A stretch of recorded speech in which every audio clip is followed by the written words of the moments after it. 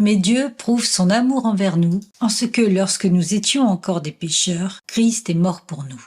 À plus forte raison donc, maintenant que nous sommes justifiés par son sang, serons-nous sauvés par lui de la colère. Romains chapitre 5, versets 8 à 9.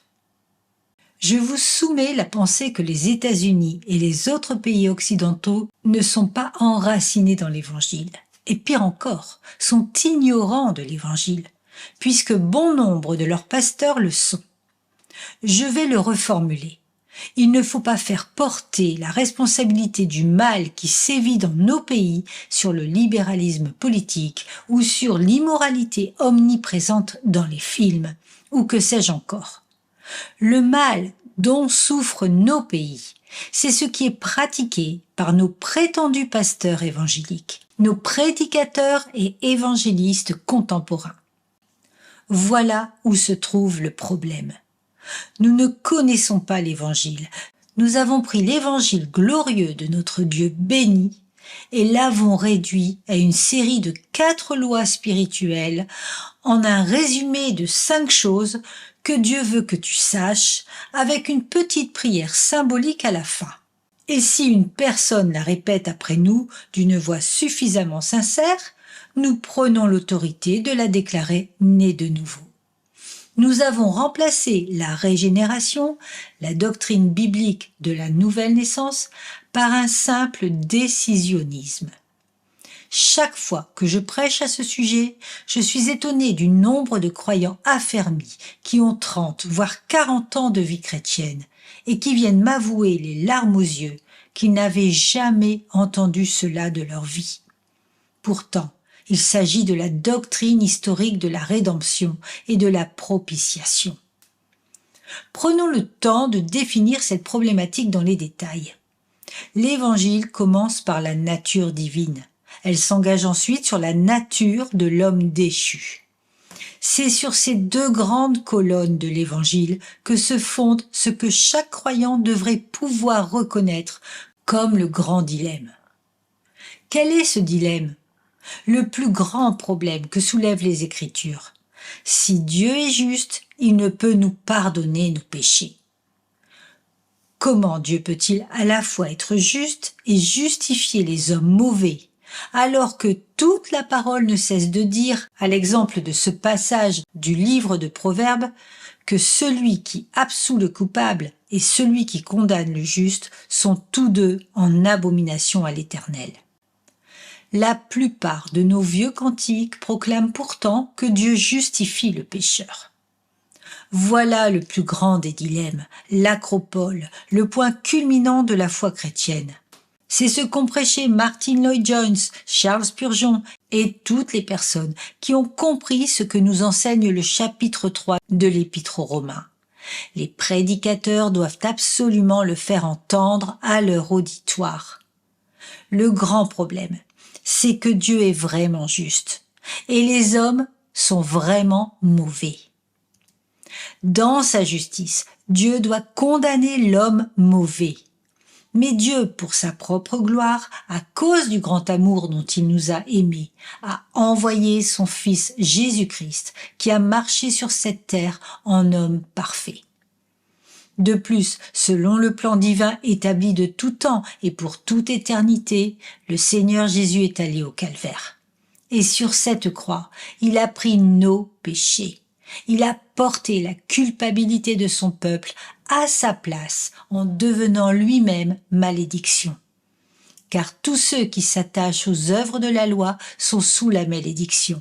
Car il est écrit « Maudit et quiconque n'observe pas tout ce qui est écrit dans le livre de la loi et ne le met pas en pratique. » Christ nous a rachetés de la malédiction, devenant malédiction pour nous.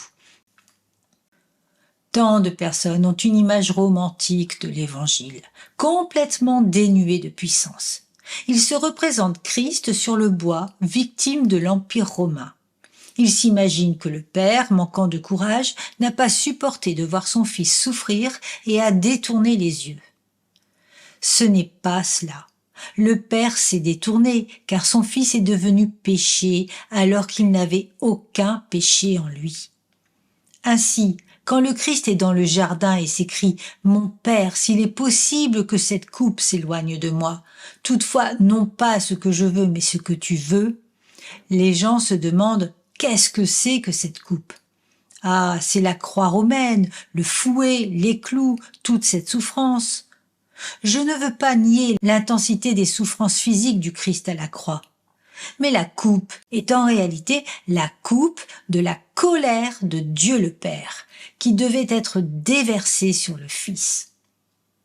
Quelqu'un devait mourir et porter les péchés du peuple de Dieu, être abandonné de Dieu à cause de sa justice, et être écrasé sous la colère divine, car il a plu au Seigneur de le briser.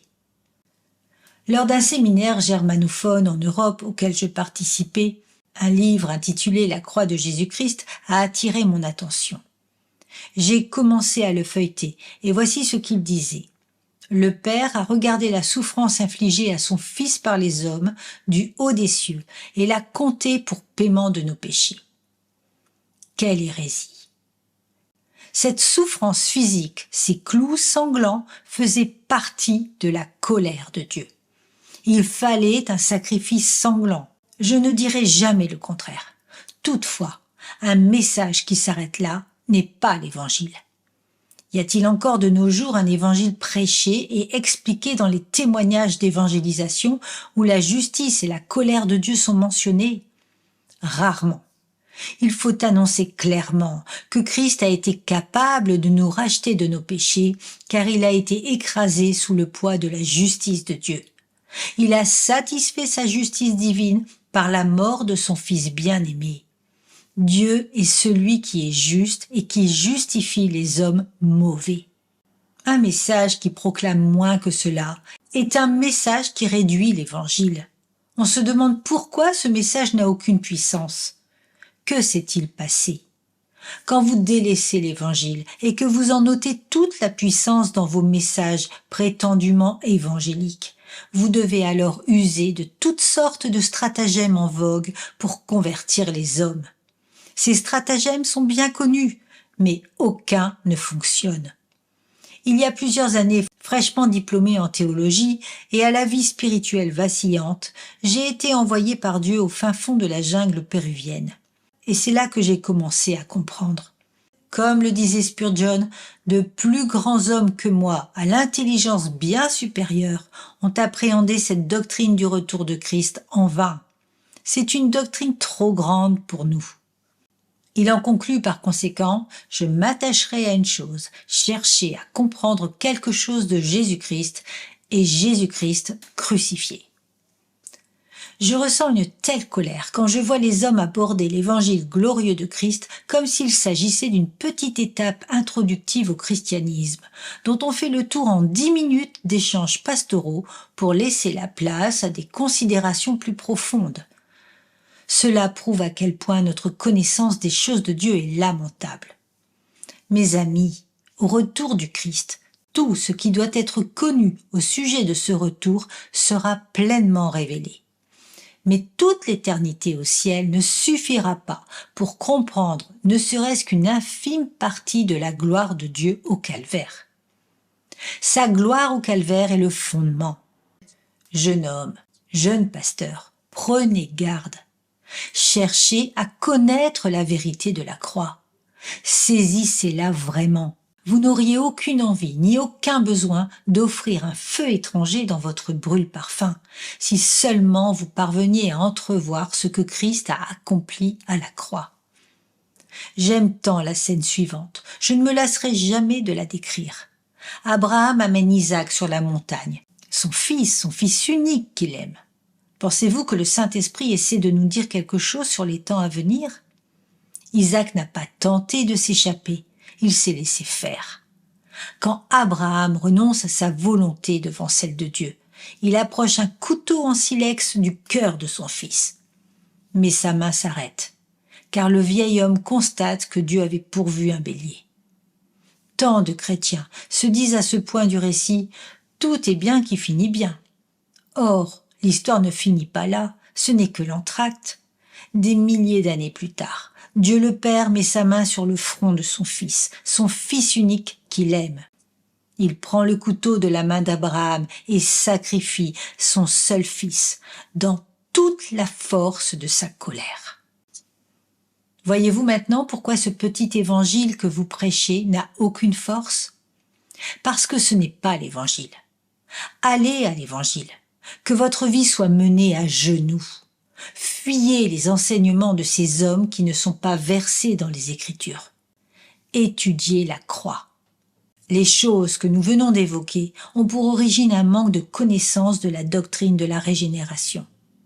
Je sais qu'il y a des arminiens et je sais qu'il y a des calvinistes, et entre les deux, toutes sortes d'idées étranges. Je me suis proclamé un spurgeonien en 5 points. Ce qui devrait être pour nous bien plus fondamental que le calvinisme, c'est la régénération. Voilà pourquoi je peux considérer des hommes comme Wesley, Ravenhill, Tozer et d'autres comme des frères malgré leurs erreurs sur certains points. Ces hommes croyaient que le salut ne pouvait être déclaré à force de manipulation par le prédicateur, mais qu'il était le fruit de l'œuvre splendide de la puissance de Dieu. Ainsi, je me range de leur côté sur la nécessité de l'œuvre divine de la régénération dans notre salut. La puissance de Dieu est encore plus manifeste dans l'œuvre régénératrice du Saint-Esprit que dans la création de l'univers. En effet, bien qu'il ait créé le monde entier ex nihilo, à partir de rien, il a recréé l'homme à partir d'un amas corrompu. Quel parallèle avec la résurrection d'entre les morts de notre Sauveur. Je sais qu'en matière de prédication, les hommes ont différents dons.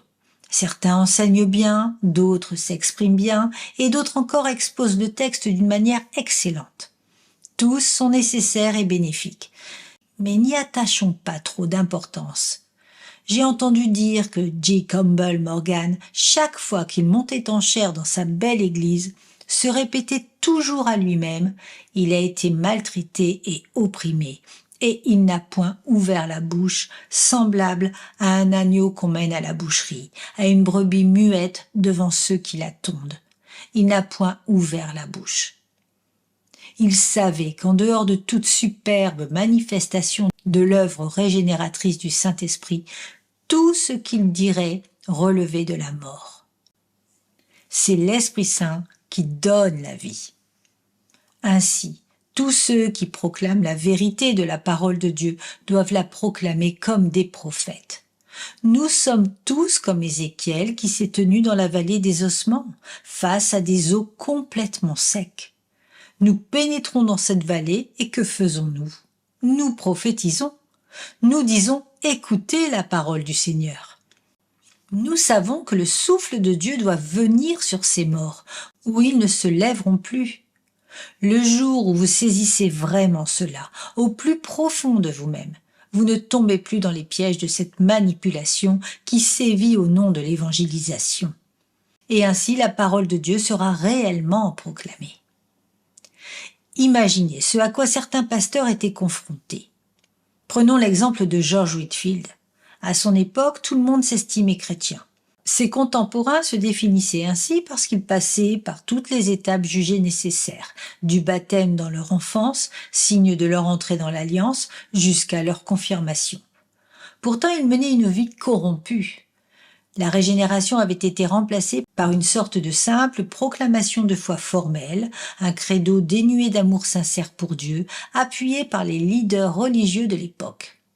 Les prédicateurs comme George Whitefield et John et Charles Wesley ont dit à leurs contemporains « Pas de repos pour votre âme, vous n'êtes pas nés de nouveau. Il n'y a aucun signe de vie spirituelle en vous. Examinez-vous, demandez-vous si vous avez vraiment la foi. Assurez-vous de votre appel et de votre élection. Vous devez naître de nouveau. » Après plusieurs décennies d'évangélisation moderne aux États-Unis comme ailleurs, la notion véritable de nouvelle naissance a été complètement perdue. Aujourd'hui, cette expression signifie simplement qu'un jour, lors d'une réunion, vous avez pris une sorte de décision pensant être sincère. Cependant, il n'y a aucune preuve de l'œuvre surnaturelle de recréation par le Saint-Esprit. Si quelqu'un est en Christ, et non si quelques-uns seulement, il est une nouvelle création. Nous menons la même bataille qu'à l'époque des Wesley et de Whitefield. Aux États-Unis, le conflit ne tourne pas autour du baptême des enfants ou de la confirmation donnée par une autorité ecclésiastique, comme dans certaines parties du monde. Ce à quoi nous sommes confrontés, c'est la prétendue prière du pécheur. Sachez-le, s'il y a une guerre que je mène, c'est contre la prière du pécheur. Cette prière est le veau d'or des temps modernes chez tous les évangéliques, dans toutes les églises qui ont suivi cette fausse route. La prière du pécheur a envoyé plus d'hommes en enfer que quoi que ce soit d'autre. Devant la perplexité de ceux qui ne comprennent pas pourquoi je dis cela, je demande toujours que l'on me montre dans la parole qui a évangélisé de cette manière. Les Écritures ne disent pas que Jésus-Christ est venu au peuple d'Israël pour leur dire « L'heure est venue et le royaume de Dieu est prêt. Maintenant, qui aimerait m'inviter dans son cœur ?» Ah oui, je vois une main levée là-bas. Ce n'est pas ce que dit la parole. Christ a déclaré « Le temps est accompli et le royaume de Dieu est proche. Repentez-vous et croyez à la bonne nouvelle. » Aujourd'hui, les hommes fondent leur confiance sur le fait qu'une fois au moins dans leur vie, ils ont prononcé une prière qui semblait suffisamment sincère pour qu'on leur dise qu'ils étaient sauvés. Ainsi, si vous leur demandez « Êtes-vous sauvés ?»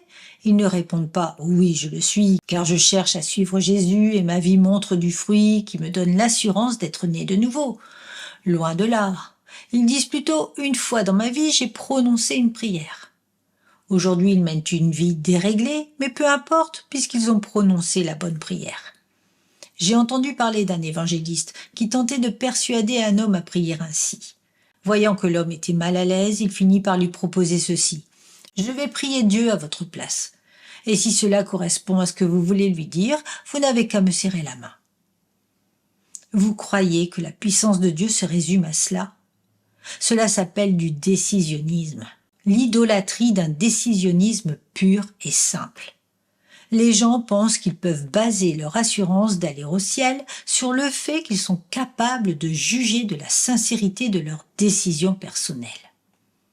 Lorsque Paul s'est rendu à l'église de Corinthe, il ne leur a pas dit « Écoutez, vous ne vivez pas comme de bons chrétiens, donc revenons à ce moment de votre vie où vous avez prié cette fameuse prière, et voyons si vous êtes sincères. » Il leur a dit « Examinez-vous vous-même pour savoir si vous êtes dans la foi.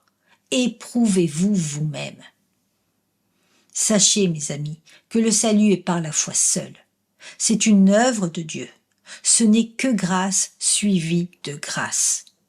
La preuve de votre salut ne se trouve pas dans la simple évaluation de votre sincérité au moment de votre conversion. Il se démontre par le fruit constant dans votre vie. Regardez ce que nous avons fait. Un arbre ne se reconnaît-il pas à son fruit? Aujourd'hui, 60 à 70% des Américains s'estiment convertis, nés de nouveau. Une nation qui tue des milliers de bébés chaque jour arrive encore à se dire chrétienne. On la méprise partout en raison de son immoralité. Selon moi, la responsabilité en revient pleinement au prédicateur.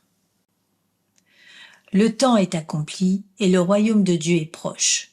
Repentez-vous et croyez à la bonne nouvelle. Marc chapitre 1 verset 15. Le problème de l'invitation non biblique à la conversion est très répandu. Qu'ils soient calvinistes ou arminiens, de nombreux prédicateurs ont en commun cette pratique d'invitation superficielle. Ils exposent toutes sortes de choses, mais au bout d'un moment dans leur message vient cette invitation à prier. Et c'est à partir de là que plus rien n'a aucun sens. Approchez-vous de quelqu'un et dites-lui « Dieu vous aime et il a un plan merveilleux pour votre vie ». Quelle sera sa réaction? Comment Dieu m'aime? Eh bien c'est merveilleux, car je m'aime aussi. Et il a un plan merveilleux pour moi? Moi aussi j'ai un plan merveilleux pour ma vie. Et si je l'accepte dans ma vie, j'aurai la meilleure vie possible. Quelle aubaine! Ceci n'est pas de l'évangélisation biblique. Laissez-moi vous montrer plutôt un autre exemple. Dieu s'approche de Moïse et lui dit « l'Éternel Dieu miséricordieux et compatissant, lent à la colère, riche en bonté et en fidélité, qui conserve son amour jusqu'à 1000 générations, qui pardonne l'iniquité, la rébellion et le péché, mais qui ne tient point le coupable pour innocent, et qui punit l'iniquité des pères sur les enfants et sur les enfants des enfants jusqu'à la 3e et à la 4e génération. Quelle fut la réaction de Moïse? Aussitôt Moïse s'inclina à terre et adora. Le point de départ de l'évangélisation est la nature de Dieu. Qui est Dieu? Comment l'homme peut-il réaliser l'étendue de son péché s'il n'a pas de critère avec lequel le comparer? Si l'on se contente de lui chatouiller l'esprit charnel avec des trivialités au sujet de Dieu, comment parviendra-t-il à une repentance et une foi authentique? Ainsi, nous ne devons pas commencer par Dieu t'aime et a un plan merveilleux pour ta vie. Nous devons plutôt commencer en expliquant, sans rien édulcorer, qui est Dieu. Et nous devons prévenir rapidement la personne que cela pourrait lui coûter la vie. Bien souvent, les évangélistes poursuivent leur présentation en posant une question très superficielle à leur interlocuteur, comme celle-ci. « Au fait, tu sais que tu es pécheur, non ? Il y a quelques années, un médecin a dû annoncer à ma mère qu'elle souffrait d'un cancer en phase terminale. Il n'est pas entré joyeusement dans la pièce en lui disant « Salut, tu sais quoi, c'est un cancer ». Voilà pourtant à quoi ressemble notre façon superficielle d'aborder les perdus. Nos mots n'ont aucun poids, aucune solennité. Nous devons dire « Mon ami, tu es atteint d'un mal terrible, et le jugement va venir ». Si nous nous contentons de dire « Sais-tu que tu es pécheur ?» aucune conviction du cœur ne sera possible. Le diable sait qu'il est pécheur et voudrait certainement s'en vanter. « Je suis un très bon pécheur » ou un très mauvais, tout dépend comment vous le voyez. Ne posez pas la question « Sais-tu que tu es pécheur ?» mais plutôt « Est-ce que le Saint-Esprit est à l'œuvre dans ton cœur, à tel point que par la prédication de l'Évangile, un changement se forge dans ta vie ? Est-ce que le péché que tu désirais autrefois te dégoûte tant que tu as envie de le fuir comme tu fuirais la menace d'un dragon? Revenons aux questions superficielles qui sont souvent posées. Celle qui suit la question sur le péché sera une des variantes de « Veux-tu aller au ciel ?» Voilà pourquoi je ne laisserai pas mes enfants participer à la plupart des classes d'école du dimanche ou des clubs bibliques organisés par les églises évangéliques. On leur montre le film Jésus, puis une personne bien intentionnée se lève et dit « Jésus est merveilleux, non ?»« Oh oui !» Alors les enfants, qui aime Jésus ? « Moi !» Qui veut accepter Jésus dans son petit cœur ? « Moi !» Ensuite on les baptise. Et ces enfants marcheront peut-être pour un temps comme des chrétiens, parce qu'on leur a bien enseigné comment faire. Ils ont été élevés dans la culture chrétienne, ou du moins dans une culture d'église. Mais à l'âge de 15 ou 16 ans, lorsque leur volonté personnelle s'intensifie, ils commencent à casser ce moule et vivre dans la rébellion.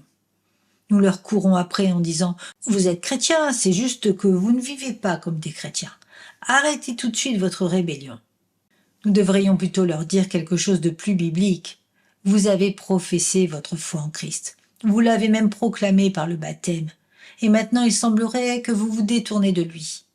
Examinez-vous, éprouvez votre foi, car il y a peu de preuves d'une véritable conversion dans votre vie. Ces jeunes rentrent dans la vie active, puis à 24, 25 ans ou même 30 ans, ils reviennent à l'église et reconsacrent leur vie à Christ. Ils adhèrent d'emblée à cette moralité pseudo-chrétienne, caractéristique de la culture religieuse de notre pays. Et au jour du jugement, ils entendront dire « Alors je leur dirai ouvertement, je ne vous ai jamais connu, retirez-vous de moi, vous qui commettez l'iniquité. » Vous me trouvez peut-être trop en colère, cruel, méprisant. Mais n'ai-je pas de bonnes raisons d'être en colère ? Pourquoi accuser un homme de cruauté parce qu'il dit la vérité dans l'amour? Est-ce qu'un homme est méprisant parce qu'il expose à la lumière un faux espoir? Il faut bien que quelqu'un appelle les gens au réveil. Cependant, les fondements mêmes sont mal posés. J'aspire à un réveil qui vienne redresser nos fondements.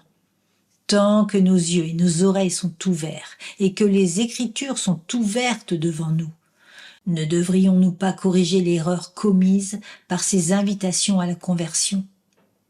D'ailleurs, pourquoi demandons-nous encore aux gens s'ils ont envie d'aller au ciel?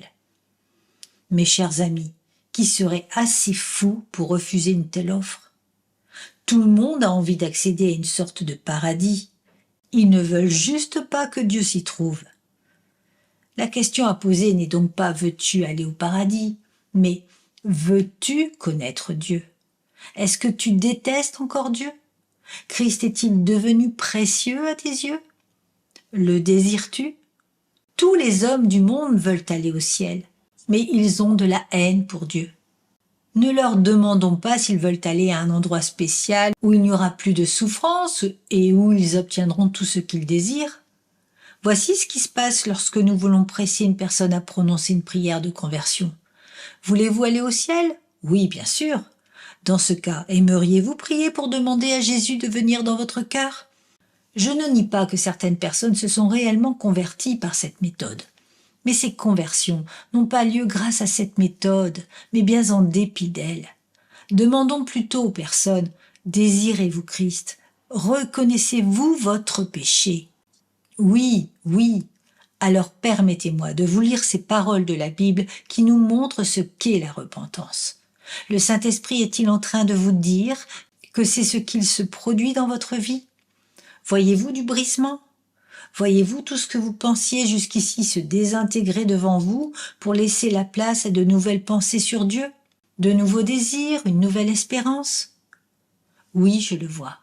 Monsieur, il se peut que vous voyiez les premiers fruits de la repentance. Maintenant, jetez-vous dans les bras de Jésus-Christ.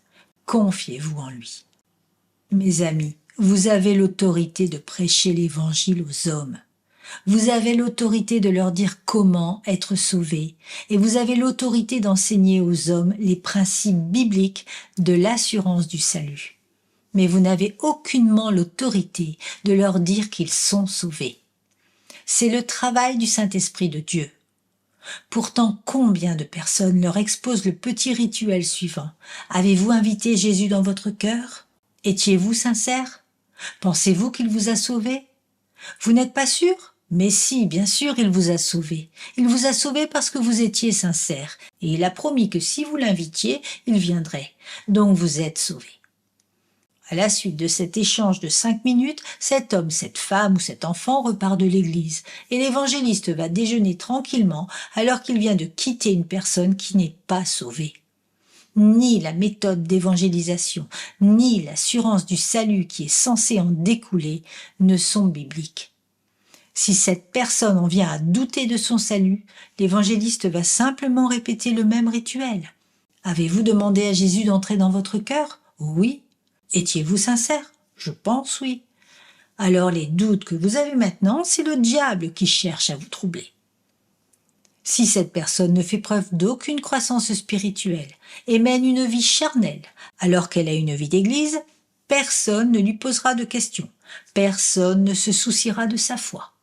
On l'expliquera simplement par un manque de formation de disciples et la personne sera rangée dans la catégorie chrétien charnel. Cette doctrine du chrétien charnel a détruit plus de vies et envoyé plus de personnes en enfer que vous ne croyez. Les chrétiens luttent-ils avec le péché? Oui. Le chrétien peut-il chuter? Absolument. Un chrétien peut-il marcher en permanence dans la chair sans jamais porter de fruits tout en étant véritablement chrétien? Certainement pas. Si c'était le cas, alors toutes les promesses de l'Ancien Testament concernant l'alliance de préservation néo-testamentaire auraient failli. Tout ce que Dieu dit sur la discipline dans l'Épître aux Hébreux aurait été un mensonge. On reconnaît un arbre à son fruit. J'ai écouté les prédications de certains hommes de Dieu qui avaient de grandes connaissances des choses de Dieu. Ils exposent l'Évangile de manière exemplaire, mais finissent quand même par employer cette méthode qui n'a rien de biblique. Je vais vous raconter un des épisodes les plus poignants de ma vie de chrétien. Je prêchais dans une ville au Canada, à 30 km de l'Alaska, qui comptait plus d'ours que d'habitants. C'était une petite église de 15 à 20 personnes. Je me levai pour aller prendre la parole quand un homme est entré. un homme bâti comme une armoire à glace qui devait avoir près de 70 ans. Pendant que je prêchais, en voyant l'expression sur son visage, j'ai changé de sujet et je me suis mise à prêcher l'Évangile. Je n'avais jamais vu une personne si abattue. J'ai simplement prêché l'Évangile, et lorsque j'ai eu terminé, je suis allée le voir directement pour lui dire « Monsieur, qu'est-ce qui ne va pas? Pourquoi votre âme est-elle si abattue ?» Il a alors sorti une grande enveloppe et en a tiré des radiographies que j'étais incapable de comprendre. D'une voix triste, il me dit « Je sors d'un rendez-vous avec mon médecin. Je n'ai plus que 3 semaines à vivre. » Il a continué. « Toute ma vie, j'ai travaillé dans un ranch. On n'y accède que par hydravion ou à cheval en passant par la montagne. Je ne suis jamais allé à l'église. Je n'ai jamais lu la Bible. Je crois qu'il y a un Dieu et une fois, j'ai entendu quelqu'un qui parlait d'un gars qui s'appelle Jésus. Je n'ai jamais eu peur de quoi que ce soit, de toute ma vie. Mais là, je suis terrorisée. » Je lui ai répondu. « Monsieur, avez-vous compris ce dont j'ai parlé à l'instant, l'Évangile ?» Il a hoché la tête. « À votre avis, que feraient la plupart des prédicateurs à ce moment-là? Que diraient-ils? » « Alors demandez à Jésus d'entrer dans votre cœur. » J'ai repris. « Monsieur, l'avez-vous bien compris? » « Oui, je l'ai compris, mais c'est tout, il n'y a rien de plus. Même un enfant pourrait comprendre. C'est tout ce qu'il y a à faire. Comprendre, prier ou... Monsieur, vous allez mourir dans 3 semaines. Je dois partir demain. Je vais annuler mon voyage de retour et rester ici avec vous.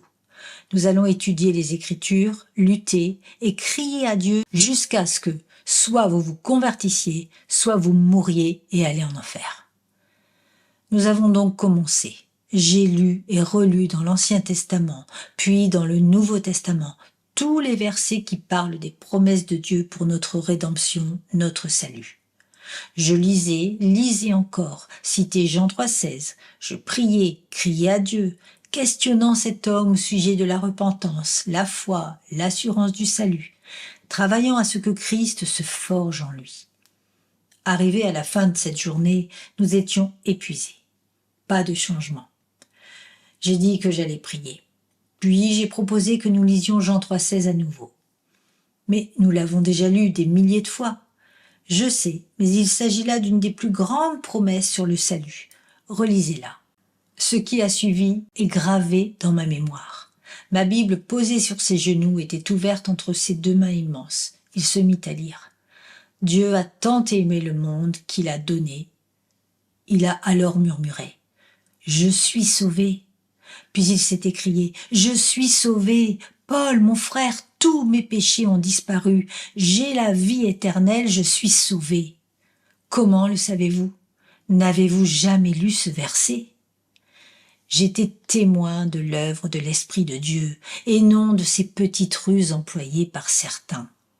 Comment peut-on, sitôt fini de prêcher, ne penser qu'à aller déjeuner? Non, une fois la prédication terminée, le travail ne fait que commencer. À partir de là, on s'occupe des âmes.